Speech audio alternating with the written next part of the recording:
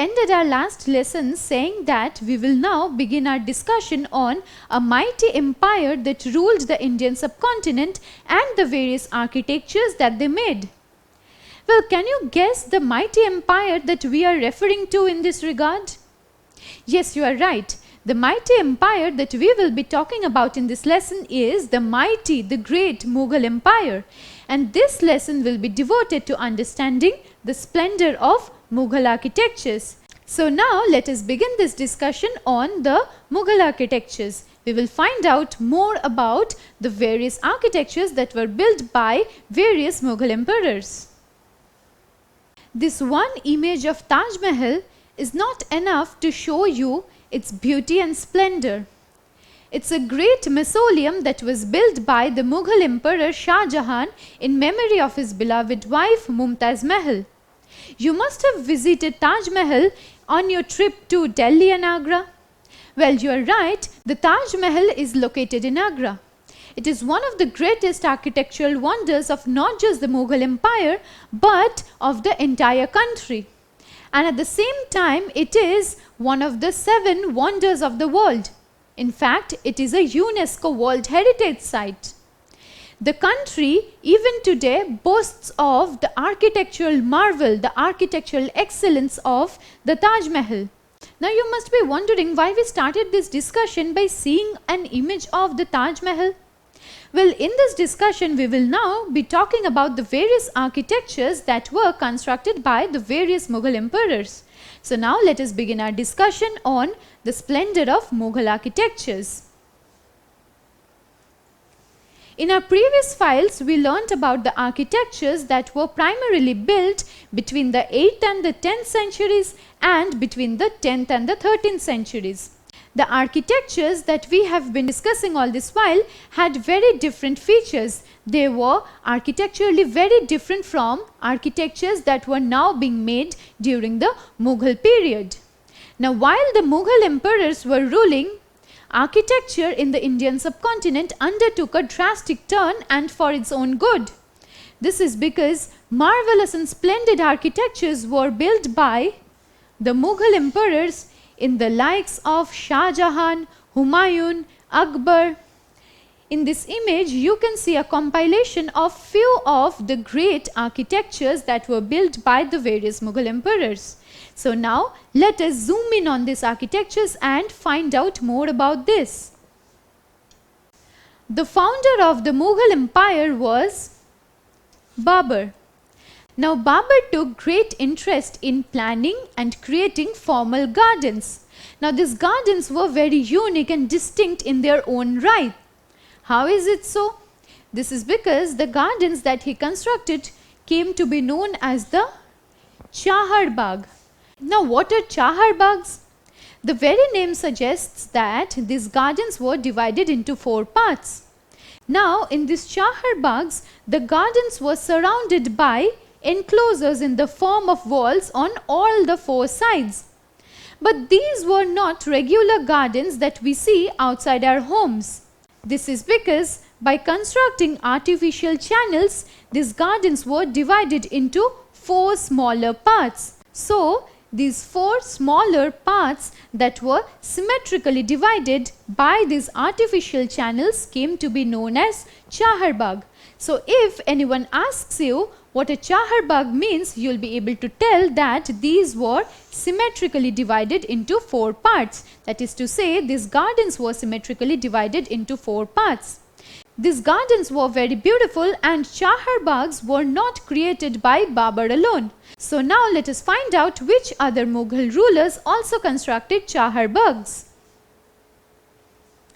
Chahar Baghs were also built by Akbar, Jahangir and Shah Jahan. Now, where were these Chahar Baghs built? These Chahar Baghs were primarily built in the cities of Agra, Kashmir and Delhi. Now, if you visit any of these cities, you will be able to visit a Chahar Bagh. Now, let me tell you a story about the Chahar Bagh that you will find in Kashmir. The Chahar Bagh in Kashmir was built by the Mughal Emperor Jahangir for his beloved wife Nur Jahan. Now, fortunately enough, these Chahar Baghs are very well maintained even today. So luckily, if you get to visit these places, make sure that you don't miss out on visiting these Shahar Baghs. Akbar was the third Mughal emperor. He ruled from 1556 to 1605, and during his rule, Mughal architecture now undertook a great turn. And in this great turn, we now see that the architectures that were built during Akbar's reign now turned for inspiration to the tombs of the Central Asian ancestor Timur. Now let me tell you and put in place the family tree. The Central Asian ruler Timur was the great-great-grandfather of Babur, and Babur was the grandfather of Akbar. So you can understand that Akbar in turn was a descendant of this Central Asian ruler. And for this reason, Akbar now turned to the tombs of Timur for inspiration. So during the rule of Akbar, the various architectures that were built carry very distinct imprints of the architectures that were made by Timur. Now let us find out one such architecture that was made during the rule of Akbar and how distinctly it resembles one of Timur's architecture. The architecture that we will be discussing now is the Humayun's tomb. Humayun's tomb was built during the rule of Akbar, and Humayun's tomb boasts of a central towering dome and a tall gateway that is known as Pishtak. Now what is the central towering dome? In this image you can see that here is the main central towering dome, and this gateway is known as the Pishtak. Now from where did Akbar get to know about this central towering dome and this Pishtak? Timur's tomb is present in Central Asia, and it's present in Uzbekistan to be specific. And in this Timur's tomb you can see this central towering dome and this tall gateway that is known as Pishtak.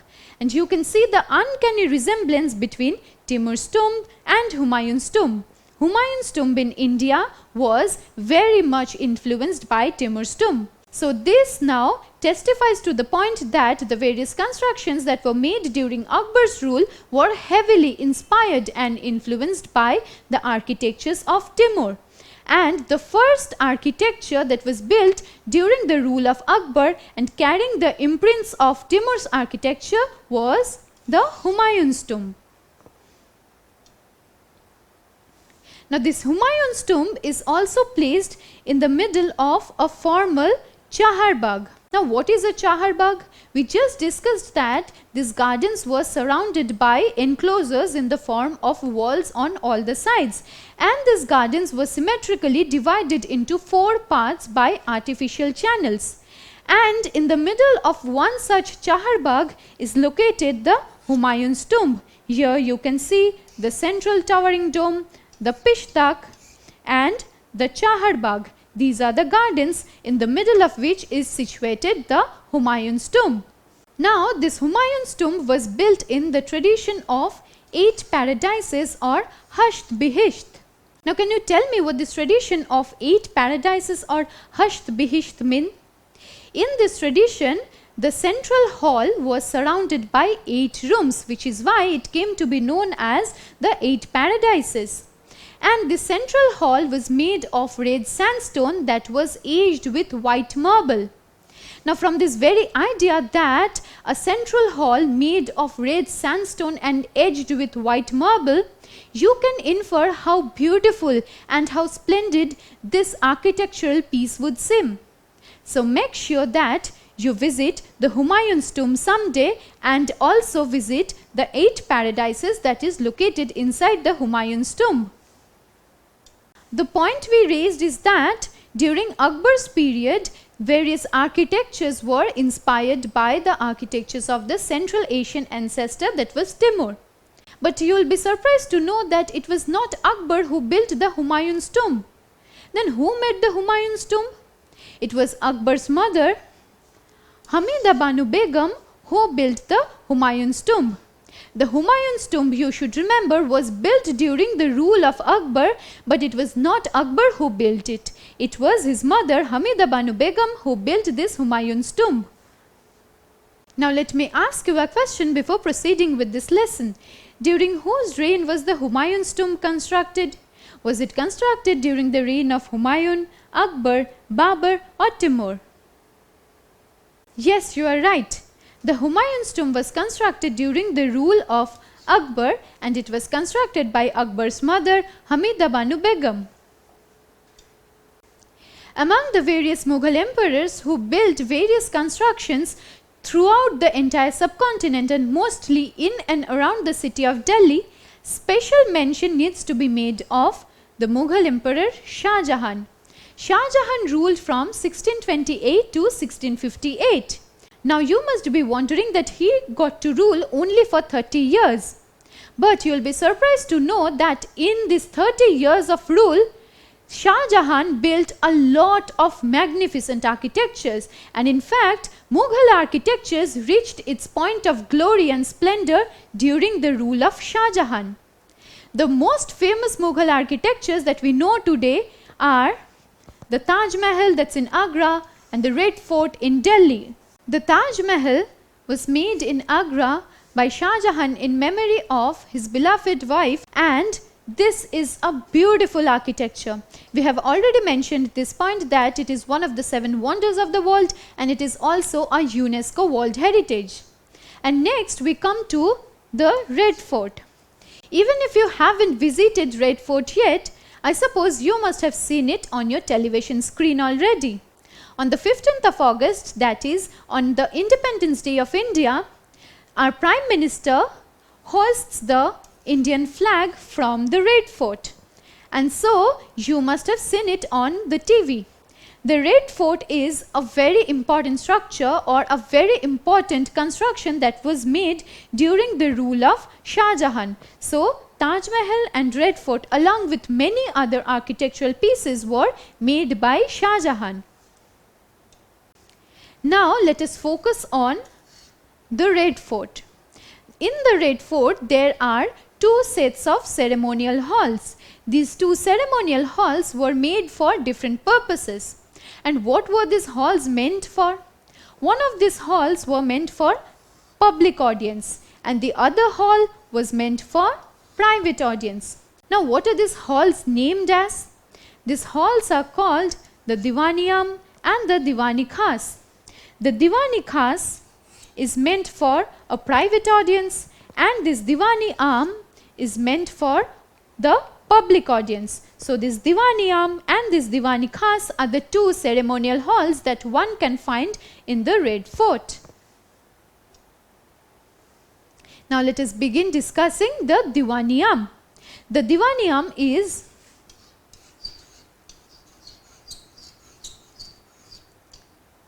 the public ceremonial hall. The very word Am means common. So common people gathered in the Diwan-i-Am. The Diwan-i-Am was also known as the Chihil Sutun. Can you tell me why this Diwan-i-Am was known as the Chihil Sutun? This is because it had 40 pillared halls. And these 40 pillared halls gave Diwan-i-Am the name of Chihil Sutun. But what happened in these halls? Let us find out what was the purpose of these halls. These halls were meant for general discussions. How did general discussions take place in these halls?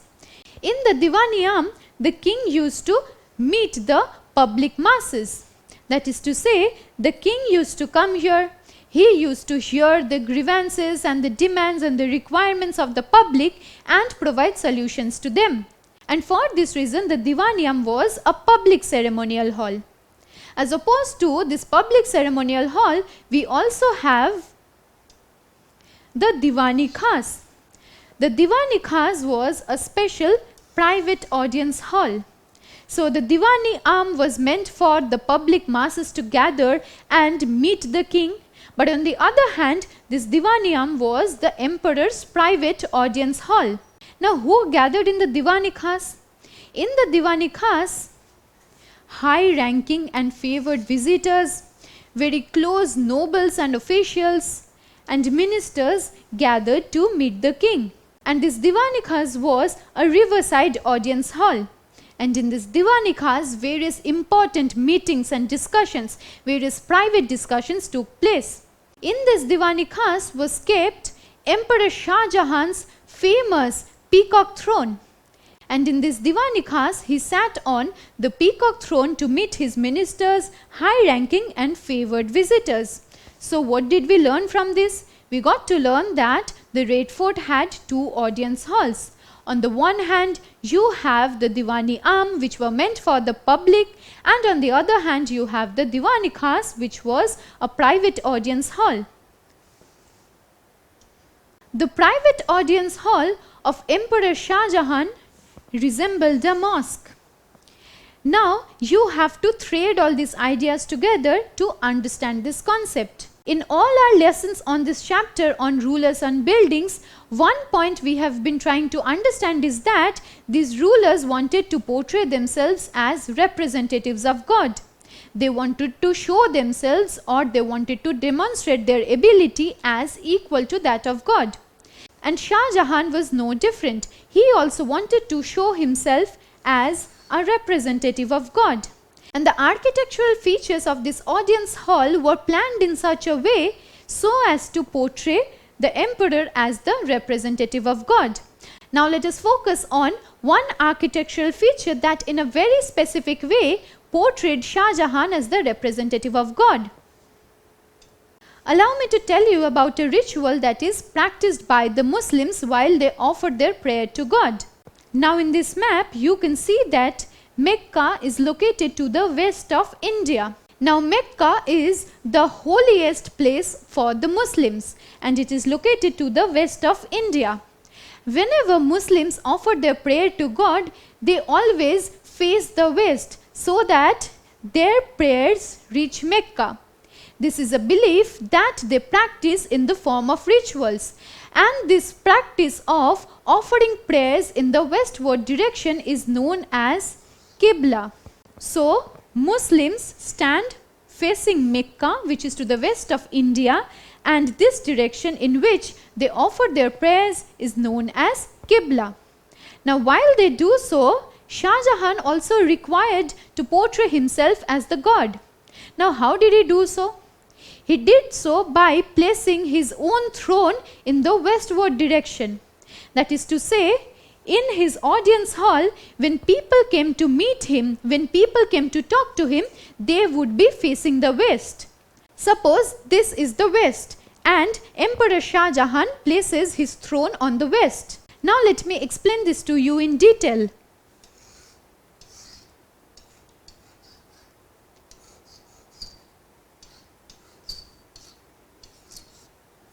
These are the four directions. This is west.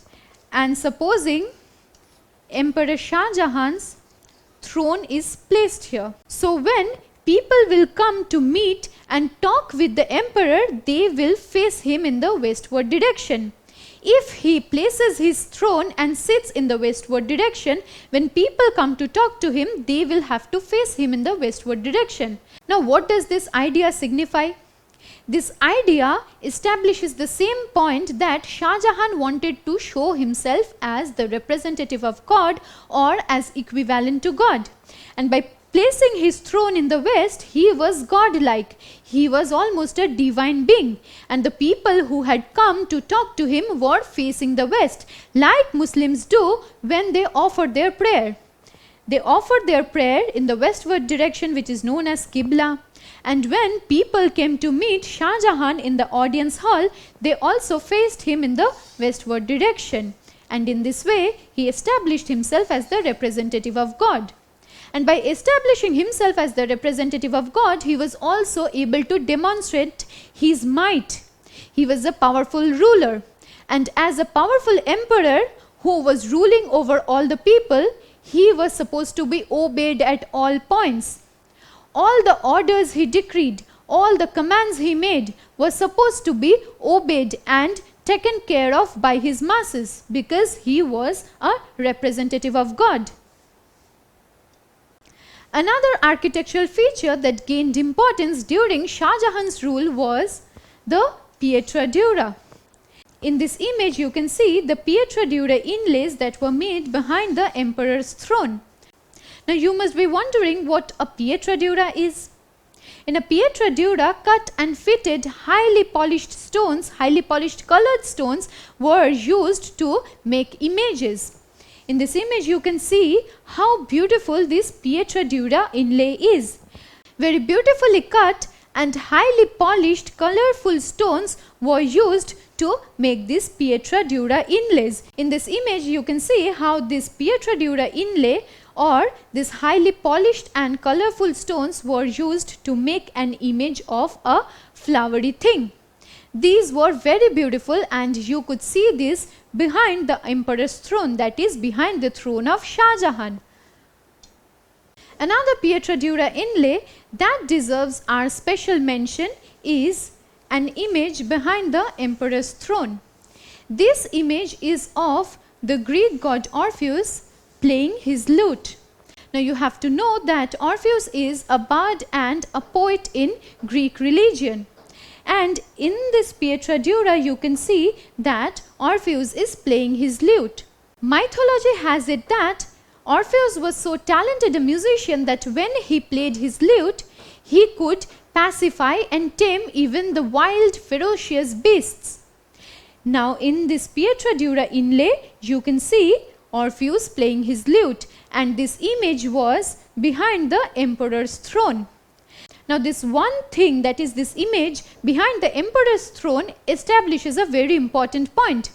This tells us that the emperor had links with the Western world. That is to say, the emperor wasn't restricted to the Indian subcontinent alone. He had connections with the Western world, and through these connections he got to know about this Greek myth. And for this reason he had this image behind his throne. So with this we can understand that Shah Jahan gave great importance to architectures that were built during his period. During his period, the Red Fort and the Taj Mahal were built. We got to know that the Red Fort was divided into two ceremonial halls for the public and the private.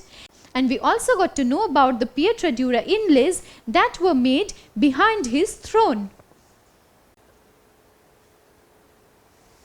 While Shah Jahan wanted to portray himself as a representative of God, he also wanted to portray himself as a just ruler to his masses. And for this purpose, he wanted to make his hall or his court in such a way that people thought that he did not discriminate among his subjects. So, architectural features of Shah Jahan's audience hall were aimed to depict him as a just ruler. As a just ruler who would build a world where all could live together in harmony. That is to say, he was non-discriminatory. This is an idea that Shah Jahan wanted to convey through the architectural features of his audience hall. In the city of Shah Jahanabad, he built a palace for himself. It was a massive palace that he built for residential purposes. Now when he built this palace, he made this palace adjoining to the river Yamuna. So it was only the people who lived in this palace, that is only the royal family members, who had access to the water of the river Yamuna. He wanted to make sure that his nobles and his subjects stayed away from the palace. He also wanted to control his subjects' access to the water. And for this, he constructed his palace in such a way that only his specially favored nobles like his son Dara Shikoh could use the river. That is to say, the river Yamuna or the water of the river Yamuna is something that only the king and his family members could use. The subjects or the various officials that lived during the rule of Shah Jahan had to invariably retreat away. They had to move to different parts of the city. They could not build their own residences adjoining the banks of the river Yamuna. Now previously we discussed the Chahar Bagh. In the Chahar Bagh, we got to understand that these gardens were surrounded by enclosures in the form of walls on all the four sides. We also saw how the Humayun's tomb was placed in the center of a Chahar Bagh. Now in this case, when he was building the Taj Mahal, Shah Jahan wanted to ensure that his nobles did not get access to the waters of the river Yamuna. The waters of the river Yamuna is something that he wanted to have exclusive access to. Now what did he think of doing so as to prevent his nobles or his subjects from using the water of the river Yamuna?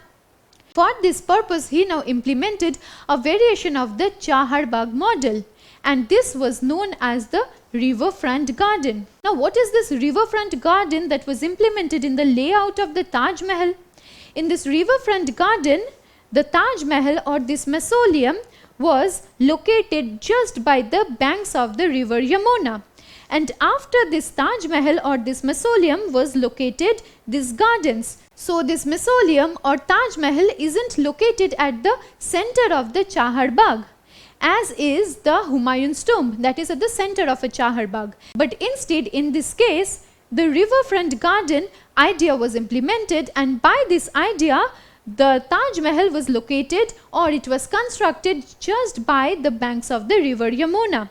Since this Taj Mahal was constructed by the banks of the river Yamuna, and then a series of gardens were built adjoining it, the nobles had to retreat from this space. The nobles could not cross this garden and then the Taj Mahal to use the water of the river Yamuna. Now this is one of the most distinctive architectural features that was implemented by Shah Jahan, and he did so while constructing the Taj Mahal. So with this, we come to an end of our discussion on the splendor of Mughal architectures. In this discussion, we focused on quite a few Mughal architectures, and special mention needs to be made of the Taj Mahal, the Red Fort. These were made by Shah Jahan. And while discussing this, we also learnt that during the rule of Akbar, the architectures were heavily inspired and influenced by the architectures of the Central Asian ancestor Timur. So with this, we come to an end of our discussion on Mughal architectures. In a subsequent lesson, we will now try to understand how cross-fertilization of ideas took place. That is, how architectural ideas from one place were shared by people who lived in different regions, and how architectures made in very different places had uncanny resemblances. So it is this discussion that we will be taking up in a subsequent lesson. Don't forget to subscribe to our channel and hit the bell icon. You can also register for free at DeltaStep.com or download the DeltaStep app to learn one-to-one with our amazing teachers, or to get access to all our 5,000 plus amazing videos as per your school syllabus. Master each topic with our adaptive practice technology. Get million+ questions with step-by-step solutions and unlimited mock tests. Get all your doubts resolved instantly. Learn via games and win amazing prizes like PlayStations and iPads. So at DeltaStep, learning is not just fun and easy, it's rewarding too. So register for free now.